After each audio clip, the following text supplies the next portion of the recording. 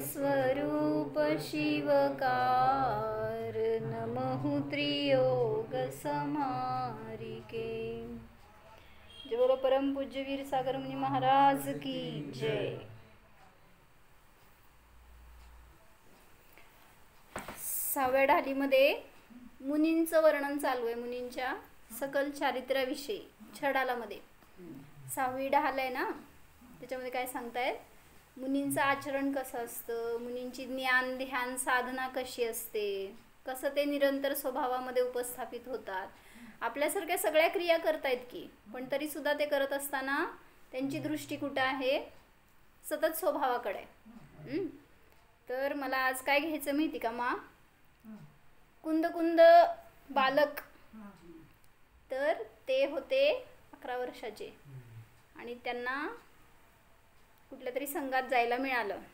छान लिहिलंय, फार असं एक लेख आहे माझ्याकडं, त्यामध्ये त्यांना वैराग्य झालं आणि ते आपल्या माता पित्यांना म्हणतायत की मला दीक्षा घ्यायची आहे। आता प्रज्वल असं म्हणणार आहे मम्मी पप्पांना त्याच्यासाठी मला ते छान वाटलं वाचावं असं। तर ते माहिती आहे सगळं आपल्याला, पण त्यांचं सांगायची लिहायची स्टाईल छान आहे, त्यामुळे म्हटलं ते वाचू आपण। आचार्य माघनंदी के पट्ट शिष्य, आचार्य जिनचंद्र जी के दर्शन कर, विरक्त बालक कुंद कुंद दीक्षा हेतु अंतिम अनुमति लेने को वापस आते हुए राह में आनंद में एक वैराग्य गीत गुनगुनाते हुए जा रहे हैं। कुठे गेले होते, वनात कुठेतरी गेले होते आणि तिथून आचार्यांचा उपदेश ऐकून आता घरी चालले होते। विचार काय होता डोक्यात, विचार म्हणजे निर्णय होता, आणि त्याचा इतका आनंद होता त्यांना की मला आता दीक्षा घ्यायची आहे।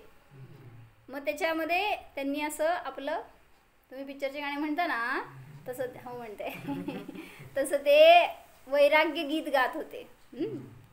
मोहे भावे न बापू थारो देश, रहूंगा मैं तो निज घर में।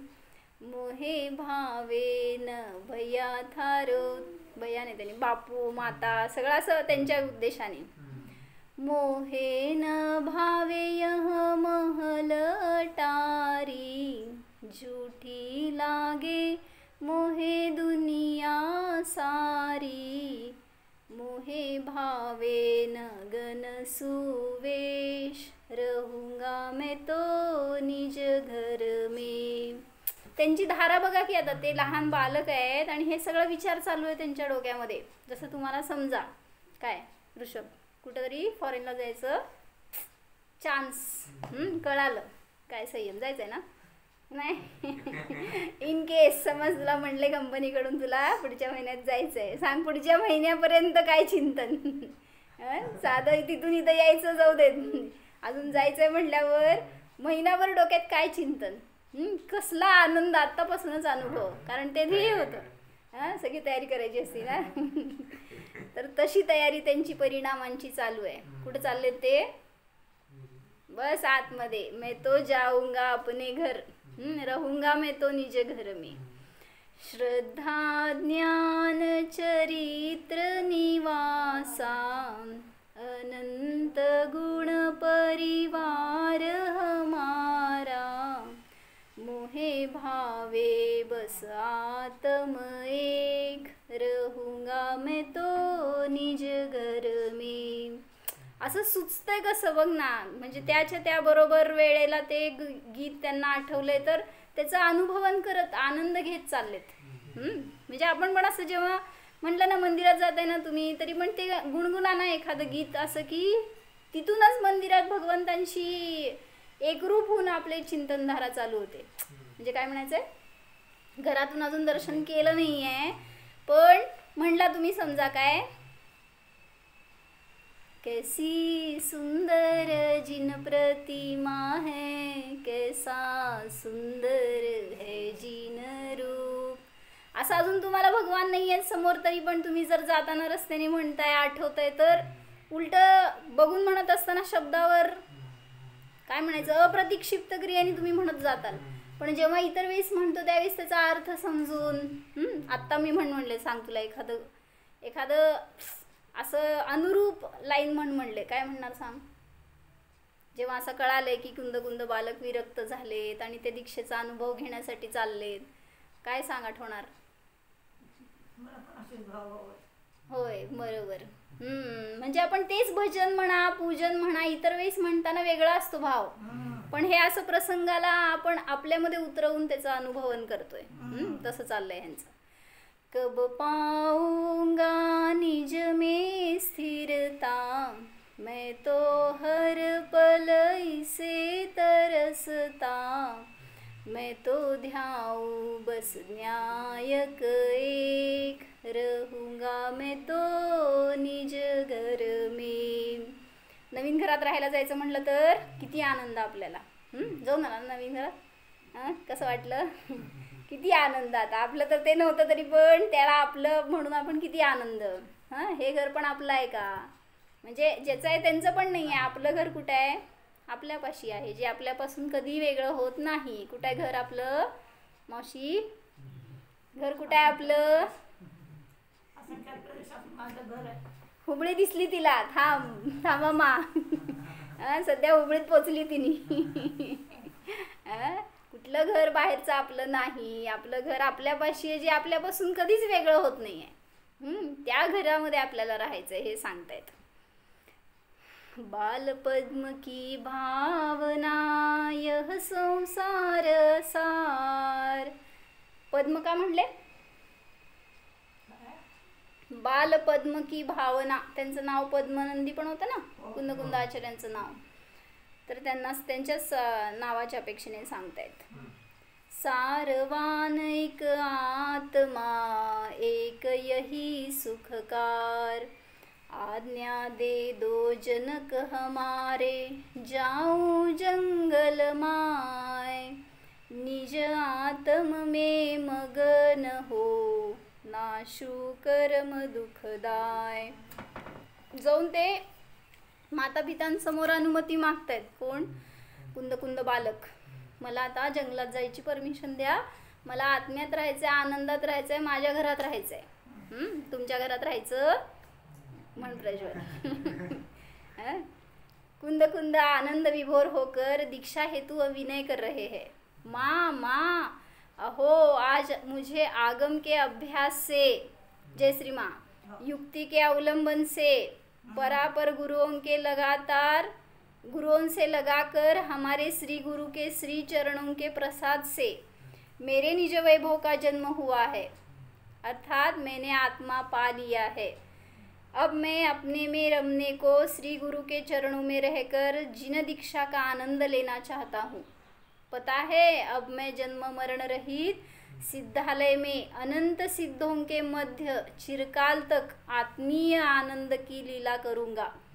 सगळं ते सांगतायत आई वडिलांना. म्हणजे त्यांचा आनंद किती लहान आहे तो, आणि त्याला त्याचा आनंद सांगायचा आहे, पण इतकं मोठं पदाचं भावभासन करतोय तो, इतका आनंद भोगतोय की एक्सप्लेन तर कसं करणार. आपल्याला ज्याचं माहिती आहे त्याचं आपण सांगू शकतो, अजून त्याला त्याचं ज्ञान पण नाही आहे, पण आनंद येतोय. त्यावेळेस माँ को आत्मज्ञान पर आश्चर्य. माँ विस्मय से बोलती है, बेटा कैसा आत्मा, कौन सा आत्मा, कहाँ है आत्मा, मुझे तो आज तक नहीं दिखा, तूने कैसे देख लिया? तुला कसं काय दिसलं, मला जे दिसलं नाही. कुंद कुंद आहा मैं ही तो आत्मा हूँ, यह जानने वाला, देखने वाला, अनुभव करने वाला, हे उपादेय का, हित अहित का निर्णय करने वाला आत्मा मैं ही तो हूँ. आपको भी अनुभव में आ रहा है, उसके बिना ही तो इस देह को मुर्दा कहते हैं. तुम्ही आहे म्हणून तर ते जिवंत त्याला म्हणताय, नाहीतर मग जो आहे तोच मी आहे. चेतन तत्व के कारण ही तो इसे जिंदा कहते हैं. आहा अपनी महिमा अपरंपार है. आत्मा की महिमा को हमने भोगों में इंद्रियों से और बाह्य सामग्री से माना है. बस यही तो भूल थी. अब इंद्रियों एवं भोगों में सुख कौन मानेगा. मैं तो बिल्कुल भी नहीं मानूंगा. मला आता कुठल्याही भोगामध्ये, इतकं सुंदर लिहिलंय ना त्यांनी, म्हणजे एक एक वाचताना यायला पाहिजे वैराग्य संयम, माहिती आहे का. ऋत्विक कुठे गेला? ऋत्विक तोपर्यंत कुंद कुंद बाहेर जातील जंगलात. आपल्याला काय सांगायचं आहे माता पिताला ते सांगायची तयारी आहे ही आपली पण. तर माता आणि पिता त्यांना समजवत आहेत की थांब, थोडं छोटं आहे सजून घरात राहा, असं आता त्यांच्या स्टाईलमध्ये कसं समजवत आहेत. छोटे हो घर में रहने की सलाह देते हैं माता पिता. सुखी रहो घर माही बेटा हट तजो. घरामध्ये राहा आणि सुखी राहा. कसला हट्ट करतोयस बेटा. जागो वैराग्य माता मोह तजो. माझ्या अंतरंगात वैराग्य झालंय ना, तुम्ही आता मोह करू नका.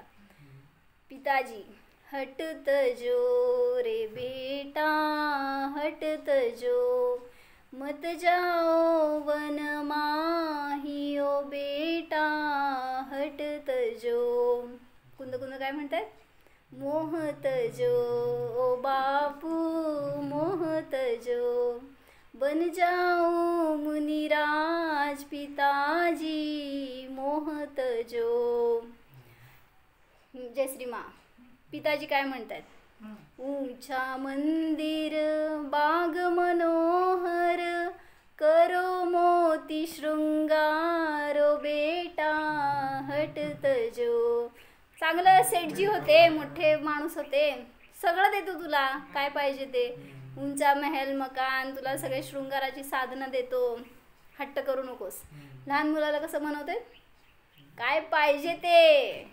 जसं काय झालं हे झाल्यावर एज्युकेशन झाल्यावर जॉब करायची इच्छा होती हो. म्हटल्यावर पप्पांना वडिलांना परमिशन मागितली. म्हटलं सगळे माझे फ्रेंड्स गेलेत बाहेर जॉब करायला, मला पण जायचंय. पप्पा म्हणले नाही करायचंय ना इथंच कर, काय करायचं तुला. आणि मी म्हटलं इथं काय स्कोप नाही आहे सोलापूरमध्ये, मला बाहेर जाऊ द्या. इतका हट्ट करून बसले पण नाही म्हणले नाही जायचं. आणि जेव्हा 2 वर्षांनी या साईडला यायले ना, तुला जायचं ना बाहेर जा म्हणले. आम्ही तेव्हा कुठं विचार होतं हे मला कुठं जायचं नाही. म्हणजे असं त्यांना तुला पाहिजे ते सगळं देतो पण घरात राहा असं त्यांना म्हणायचंय.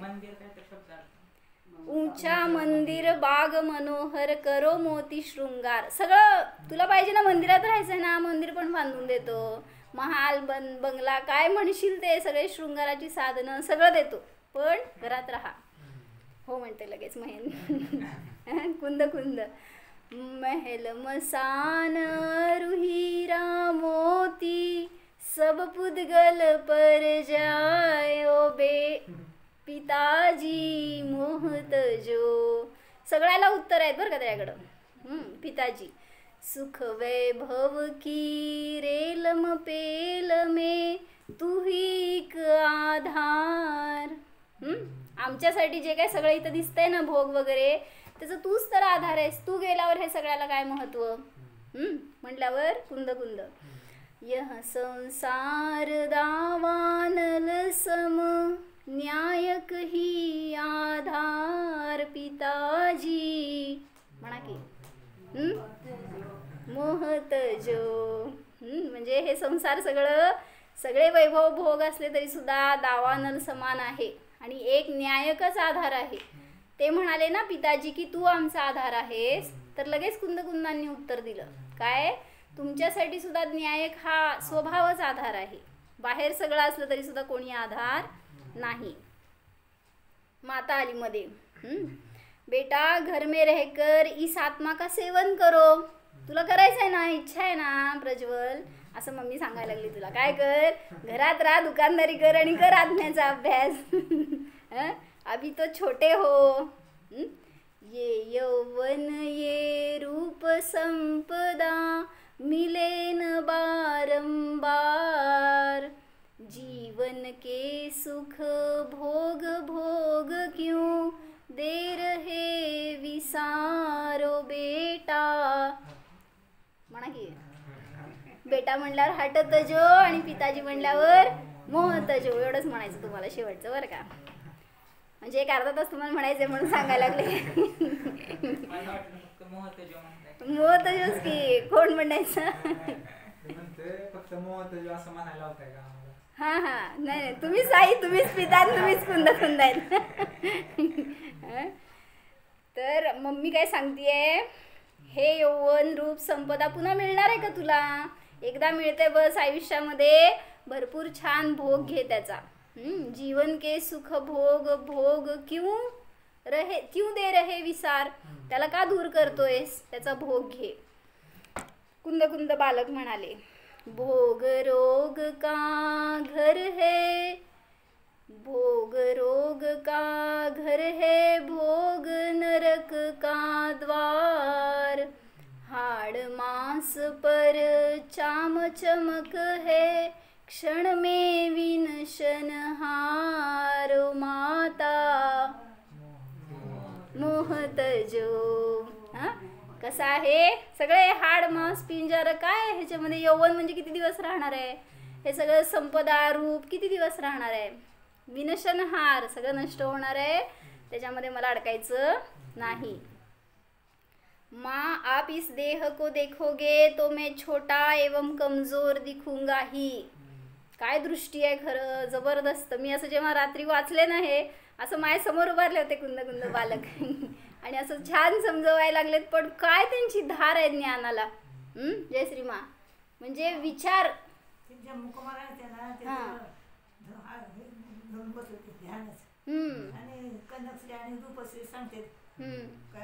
गोष्टी म्हणजे काय हे सांगितलं त्याने. तीर्थंकर सुद्धा त्यांना सुद्धा मुलं बाळ झाले, त्यांनी सुद्धा थोडे दिवस घरात राहिले. बरोबर. तुम्ही सुद्धा तसं ज्याची दृष्टी जिथं आहे तिथं ते बरोबर सांगणार. म्हणून असं ते सांगायचं. आम्हाला सांगितलं नाही का सगळ्यांनी, जेव्हा अजून दीक्षा घ्यायच्या आधी म्हटले की सगळेजण, तुला करायचंय ना धर्म, कर, पण थोडे वर्ष थांब. कुठं ज्याला वैराग्य झालं ते असं बाहेर पडतंय लगेच, घरात बसत नसते.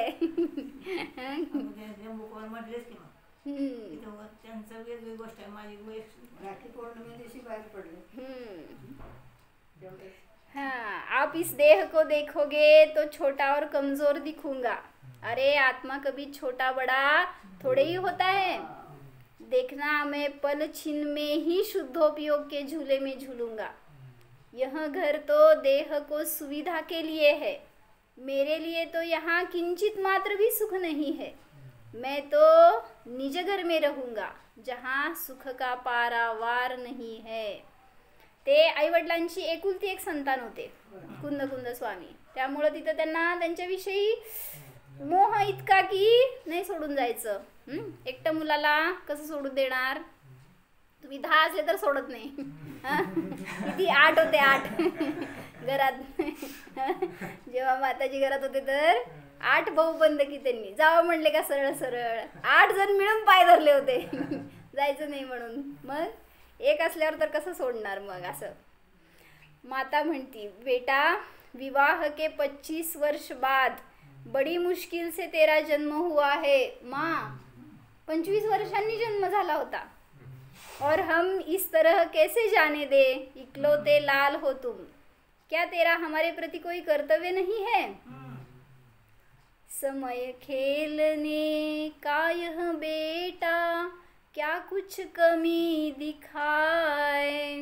काय कमी पडलं असं तर सांग. तुझं वेळ कसली आहे ही, लहानपणे खेळायचं आयुष्य वय आहे. क्यों बन जावे धरे योग क्यों मोको व्यर्थ रुलाय. का तू वनात जाऊन योग धारण करायचा विचार करतोयस? मला रडवायचंय का तुला? असं इमोशनली पण ब्लॅकमेल करत असते आई वडील. म्हणजे आमचं काय तुला विचार नाही आहे आणि तू असंच चाललायस सोडून. बेटा म्हणतोय, चिरते भ्रमते बहु दुख पाए, अब यह अवसर आए, आत्मबोध आनंदमय पायो, और न कछु सुहायो, माता मोहत जो. माँ तुझे नहीं तेरे मोह को दिक्कत है. किती वर्षाचा आहे हो? असले कधी वर्ड्स तर माहिती होते का आपल्याला? तुला नहीं, तुझ्या मोहाला प्रॉब्लेम है. क्योंकि आप ही ने तो मेरे जीवन में आत्मकल्याण का बीज विकसित किया है. म्हणून तुमच्या पप्पांना पण मला हेच सांगायचं होतं, मी नाही तर उलट तुम्ही संस्कार केलेत म्हणून. त्यांचे पप्पा म्हणले, मा प्रज्वलचे पप्पा हो, ते म्हणले आम्ही पण लहान असताना जात होतो म्हणले अम्मांकडं, पण परत येत होतो म्हणले. म्हणले हे तिकडंच चाललंय. म्हणलं तुम्ही संस्कार केलेत त्याच्यावर. आप ही ने तो मेरे जीवन में आत्मकल्याण का बीज विकसित किया है, अब वह पल्लवित होने जा रहा है.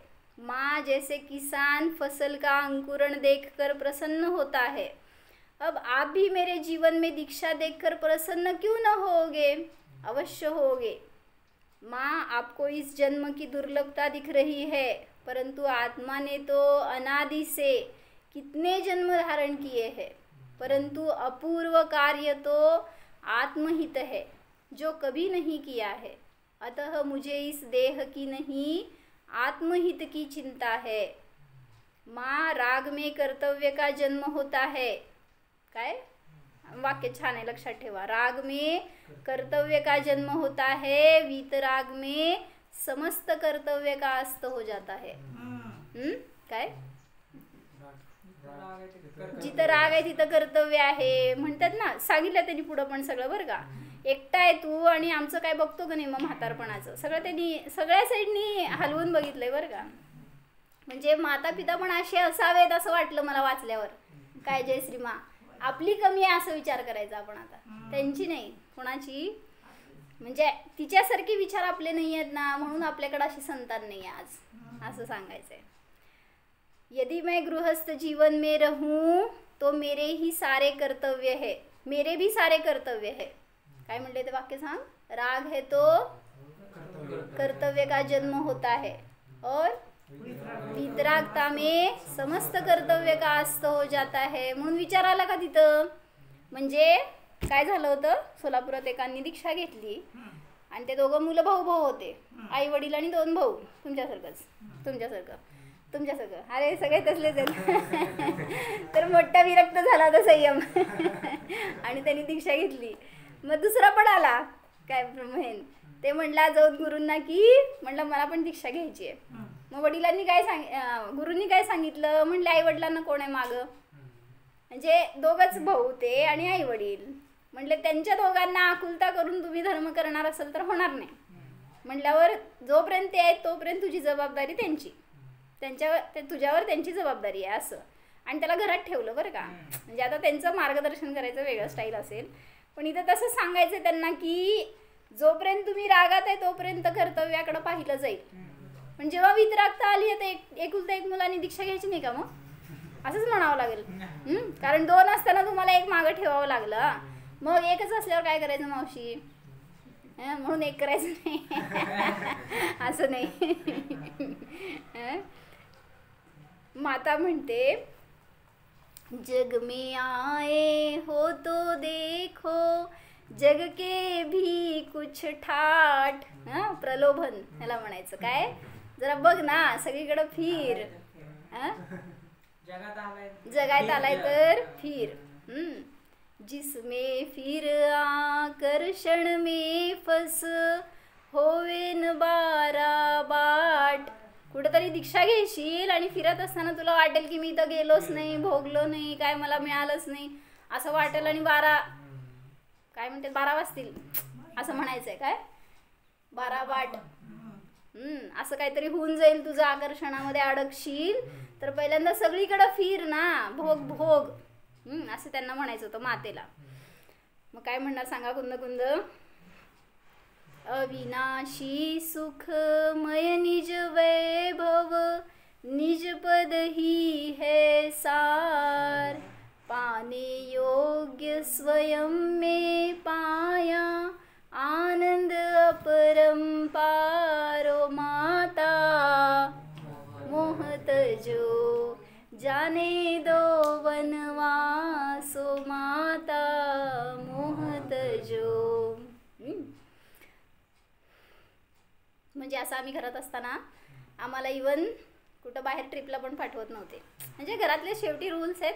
घरात आम्ही 16 बहिणी होतो, त्यामुळं एकाला सांभाळायचं परेशानी, तर 16 कसे सांभाळायचे. मग एकाला जे रूल ते सगळ्याला, त्यामुळं सगळ्या बहिणींना गावाच्या बाहेर ट्रिपला वगैरे जायचं नाही. एका दिवसाच्या जास्त पेक्षा आला, एका दिवसाला बी कधी पाठवले नव्हते असं. मग असं रूल म्हटल्यावर आता कधी गेलो नाही आम्ही. आणि मग आता इथं बाहेर जॉबला जा म्हटल्यावर काय व्हायचं सांग. म्हणजे एक दिवसाचा प्रश्न होता का. पण प्रलोभन कसं देतात आई वडील असं जेव्हा आपलं स्वार्थ साधायचं असतो तेव्हा. पण तेव्हा पोरांना शाळा व्हावं लागतंय. माता म्हणते ये बड़ी बड़ी बातें आचार्यों को ही शोभा देती है, तू अजून छोटासा आहेस, वे तो महाज्ञानी होते हैं, उनसे अपनी तुलना मत करो. लई शाणा झालास का असं म्हणायचं. अभी तो यहीं रहकर धर्म सेवन करो. मग त्यावेळेस बेटा म्हणाला पता है माँ, आचार्य देव भी पहले बच्चे थे, जब उन्होंने दीक्षा ली थी तब उन्हें भी अक्षर ज्ञान भी नहीं था. जेव्हा त्यांनी दीक्षा घेतली तेव्हा थोडी असं सगळं पहिलं अध्ययन केलं आणि लय मास्टर झाल्यावर मग दीक्षा घेतली असं नाही आहे. परंतु गुरु सेवा से, आज्ञावर्तन से आज आप ही नहीं सारा विश्व उन्हें महान आत्मज्ञानी कह रहे हो. इसी प्रकार मैं भी एक दिन आत्मज्ञानी हो जाऊंगा. माँ चिंता मत करो, मैं भी तो जिनवाणी माता का लाल हूँ. आपने मुझे कायर नहीं वीर के रूप में जन्मा है. कसलं जबरदस्त मस्कार. मैं भी समस्त विकारों को अवश्य ही जीतूंगा. मैं मात्र शुभ क्रिया या भाव में संतुष्ट होकर नहीं रहना चाहता हूँ. मैं तो परमार्थ मार्ग को प्राप्त करना चाहता हूँ. अतः घर में रहकर वह सब संभव नहीं है. माँ जाने दो ना. गोड गोड बोलते थोडंसं. आता काय केलं माहिती का माँ, त्या माता पितांनी 4 संज्ञांकडून त्याला समजवले. 4 संज्ञा कुठले? आहार, भय, मैथुन, परिग्रह. 4 संज्ञा. 4 संज्ञातनं डिस्टर्ब करायचं, थोडंसं हलवायचं, चंचल करायचा प्रयत्न केला. ऑब्वियस आहे ना, लहान आहे, तुला गोड गोड खाऊ देतो, तू राहा. आहार संज्ञा. भय सांग. भय, भय संज्ञेतनं तुला भय वाटेल, जंगलात राहशील ना एकटा, भीती वाटेल, नको जाऊ. मैथुन, उद्या तुला वाटलं की लग्न करावं, कोणीतरी असावं जवळ, मग असं केल्यावर विचार तुला कशी दीक्षा होणार आहे आज.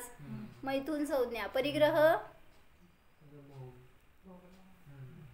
त्या सगळ्यातनं दाखवलं की उन्हाळ्यात, हिवाळ्यात, पावसाळ्यात काय नसेल तुला, घर पाहिजे, काय वस्त्र पाहिजे, थंडी वाजायला लागली, परिग्रह नाही आहे काय जवळ, परत सोडून येशील तू. असं सगळ्या स्टाईलनी त्याला विचलित करण्याचा प्रयत्न केलाय बरं का. माता म्हणते लाड लडाऊ तुझको बेटा, खाओ मिष्ट पकवान ओ बेटा, हट तजो मत जाओ वनवास ओ बेटा, हट तजो. कुंद कुंद म्हणाले खाने से तो सुख नहीं मिलता. जय श्री माँ. खाने से तो सुख नहीं मिलता, खायो अनंती बारो माता. माझी दृष्टीच नाही आहे आता, तुम्ही काय खायचं प्यायचं मला लोभच देऊ नका. किती वेळा खाल्लंय मी. असं म्हणलं ना, ज्याची तुटलं ना काय म्हणायचं त्याच्याविषयीचं भावना, त्याच्याबद्दल तुम्ही किती त्याला मग लोणी लावून सांगा, त्याचा काय उपयोग होत नसतो. जसं 10वी संपली, शाळा सुटली, आता 11वीत गेलो आपण. सांग 10वी बद्दल आता किती आकर्षण आपल्याला त्या शाळेबद्दल. म्हणजे जाऊन भेटून यायचं एवढंच, परत म्हणले बस आता शाळेत बास राम राम. म्हणजे आता त्या गोष्टीबद्दलचं विचारच सुटले ना, त्यामुळं त्याला किती भुलवायचा प्रयत्न केला तरी पण ते भूलणार नाही. माँ मुझे आहार मिलने का नहीं, आहार के विकल्प टूटने का इंतजार होगा. अनाहारी आत्मा के आश्रय से आहार का विकल्प टूटेगा, उस दिन मैं धन्य हो जाऊंगा. ऐसा जानकर अनाशक्त भाव से न्याय एवं आगमोचित कषाय प्रमाण आहार ग्रहण करूंगा. आता मला मिष्टान्न वगैरे पण असल्याची काय गरज नाही. मग आता काय म्हणायचं, थोडंसं गोडीने सांगितलं. आता स्ट्रिक्टली सांगतेय माता की दीक्षा म्हणजे काय हसी मजाक नाही आहे. खेळ नाही आहे दीक्षा म्हणजे.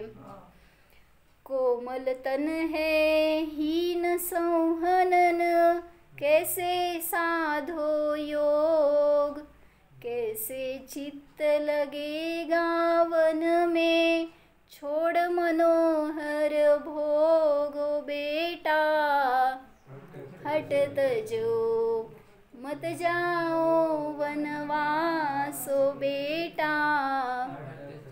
काय सांगितलं सांग. कोमल तन है हीन संहनन, कैसे साधो योग. काय तुझं शरीर आहे का असं तप करण्यासारखं. तिथं गेल्यावर तुला काय होईल.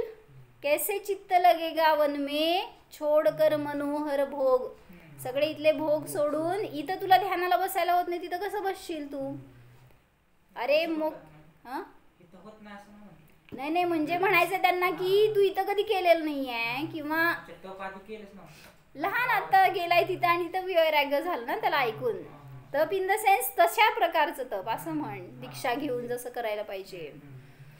अरे मोक्ष मार्ग कोई हसी खेल का मार्ग नहीं है, इसमें 4 संज्ञा जीतनी पड़ती है, नहीं तो जग हसाई होती है, वहाँ कुछ भी संभव है. बेटा आदिनाथ को 7 माह 9 दिन आहार नहीं मिला. अन्य महापुरुषों में महावीर स्वामी रामचंद्र जी को 5 माह आहार नहीं मिला. आदिनाथांचं तेवढं माहिती आहे. रामचंद्रांना पण मिळालं नव्हतं माहिती आहे. राम मुनी बघावं लागेल कुठं कसं घेतलंय ते. तर त्यांना पण आहार म्हणजे दीक्षेनंतर 5 महिने आहार मिळाला नव्हता. महावीर स्वामी त्यांनी नाही का ती धारणा धरलेली. एका डोळ्यात आसू एका डोळ्यात हसू, हातात बेड्या, एक पाय आत एक पाय बाहेर, असं पडगान झालं तर पटणार अशी धारणा होती. तेव्हा 5 महिने गेले. मग ती चंदना नाही का दिली, तिला कोंडून ठेवलेलं असतं तळघरामध्ये आणि तिचे केस काढलेले असतात. केस नसावेत अशी राजकुमारी, सगळे अशी विधी होती महावीरांची. आणि मग बरोबर ते समोर यायला तशी विधी पटली. त्यावेळेस 5 महिने आहार मिळाला नव्हता.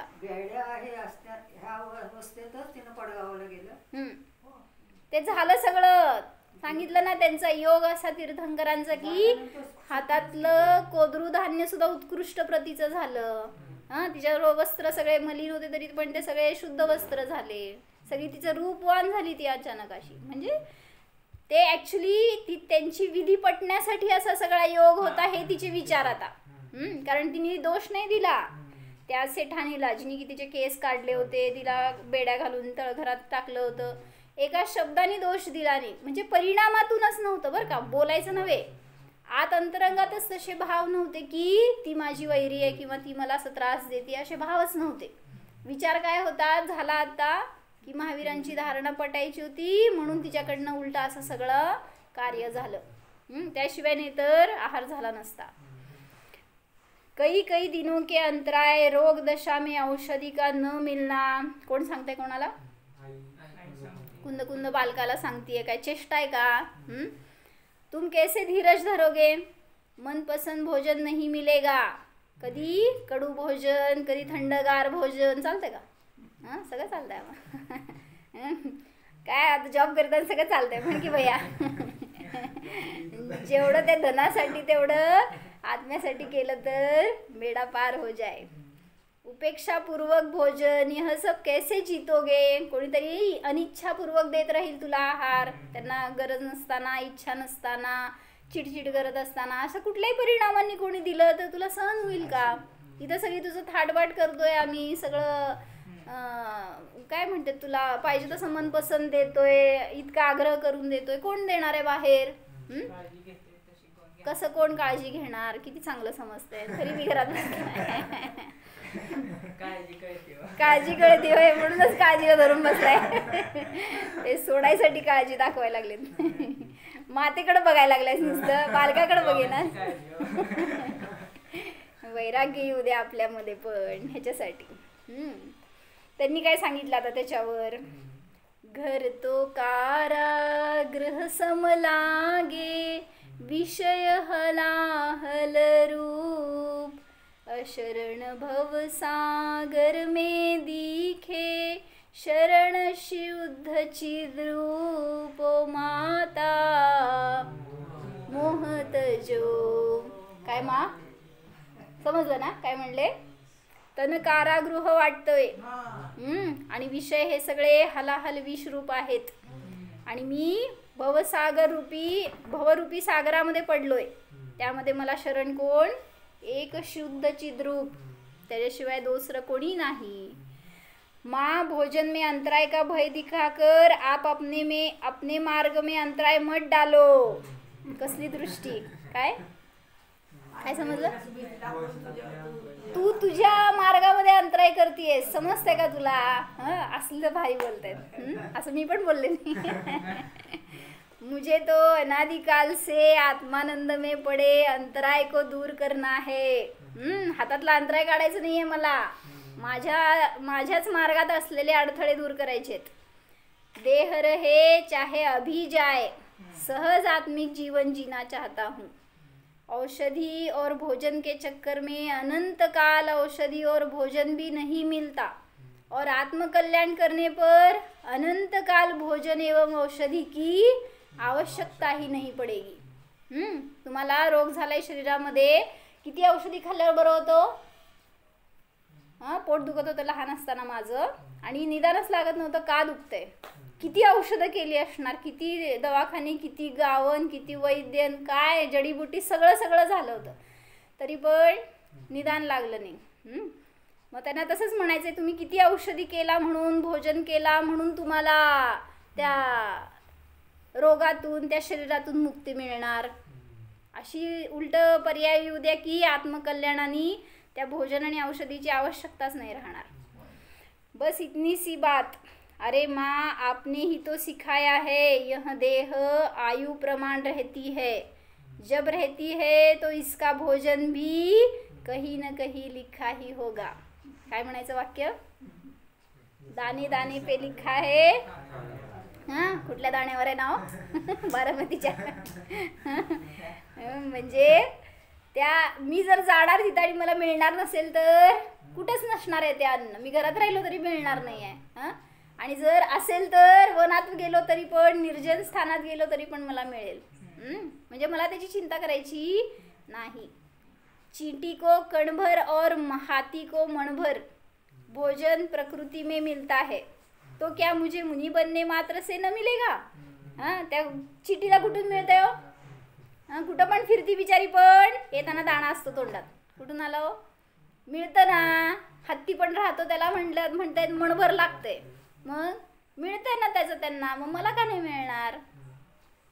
क्या रोग होने से, कषाय तीव्र होने से, धनहानि होने से, दुश्मन द्वारा अपहरण करने पर, जेल जाने पर भोजन मिलना स्वाधीन है? सगळं तर तिथं पराधीनच आहे की.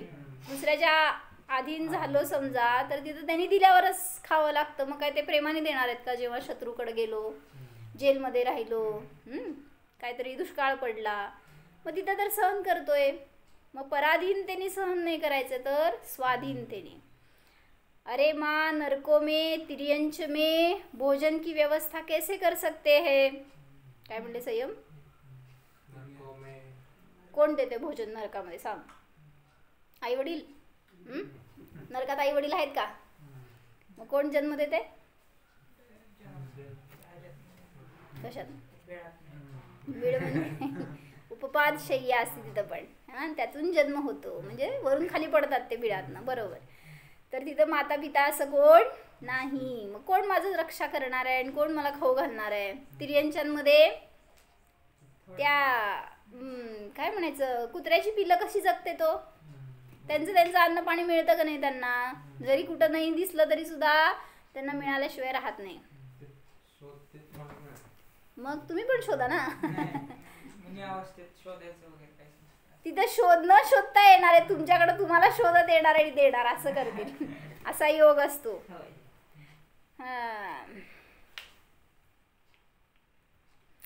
म्हणजे काय म्हणायचं तुला? मी त्यासाठी शोधायला पाहिजे भोजन, असं म्हणायचं का तुला?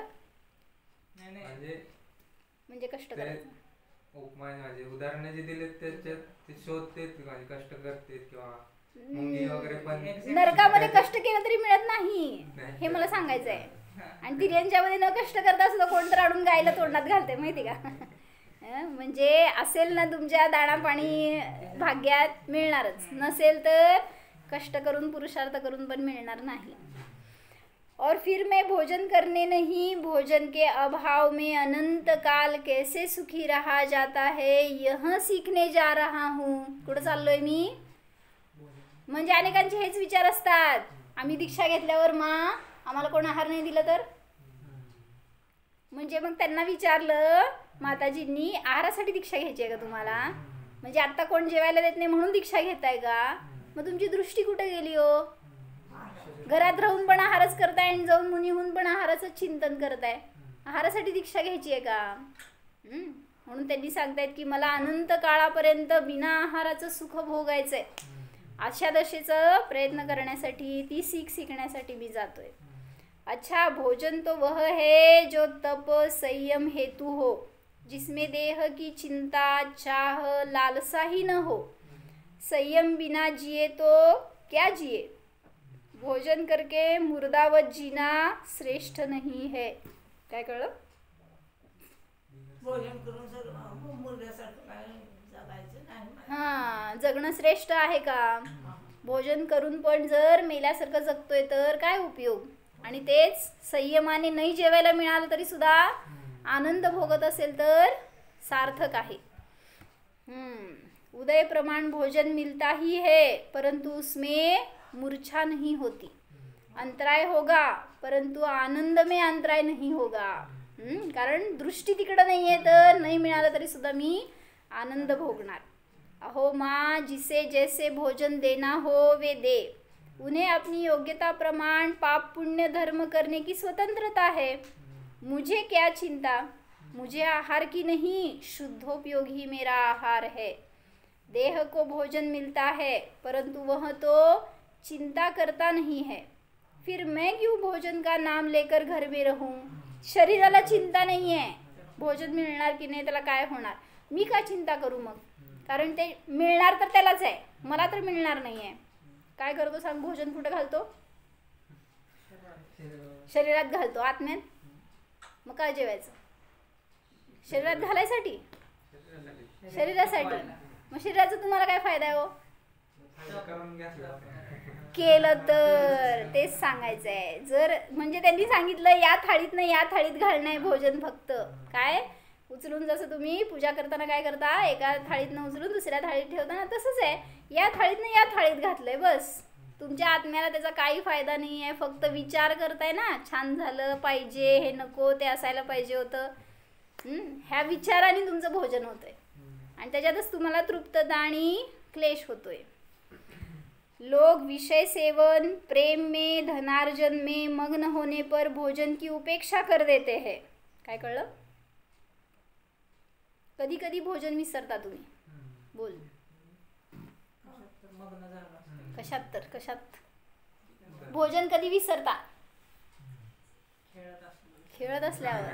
खेळतो पण एवढं बापरे बर.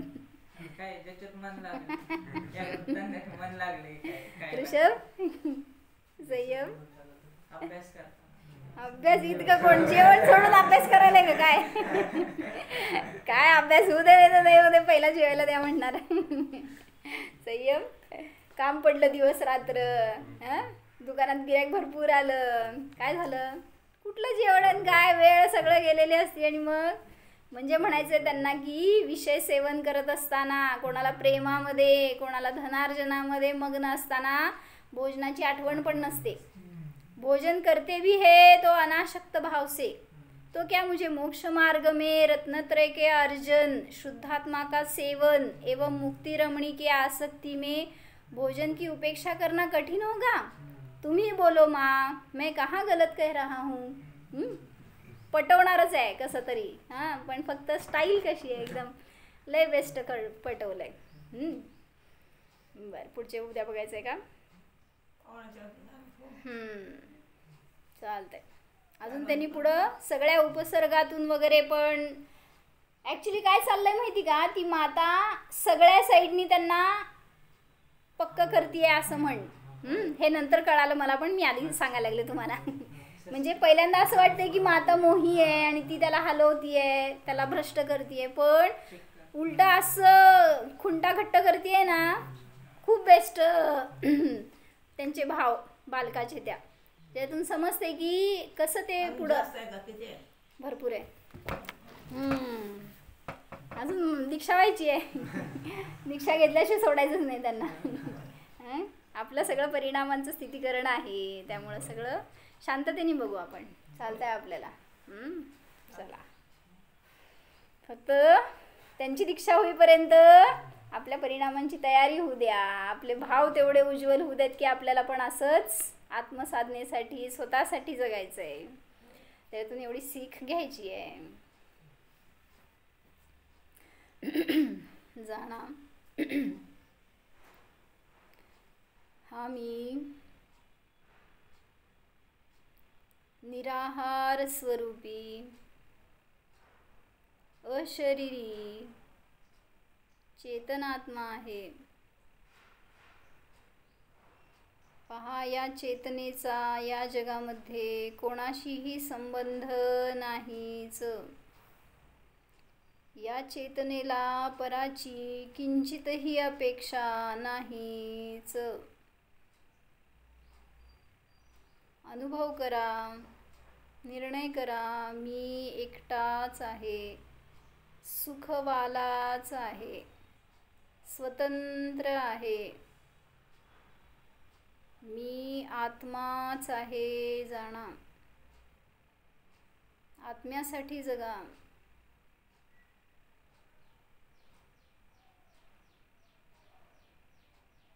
स्वयं मुनी आहे, ज्ञानी आहे,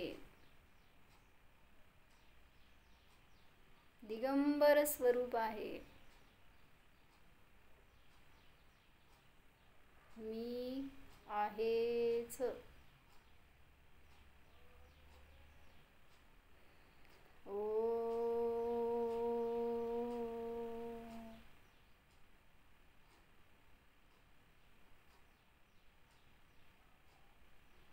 विसर्जन.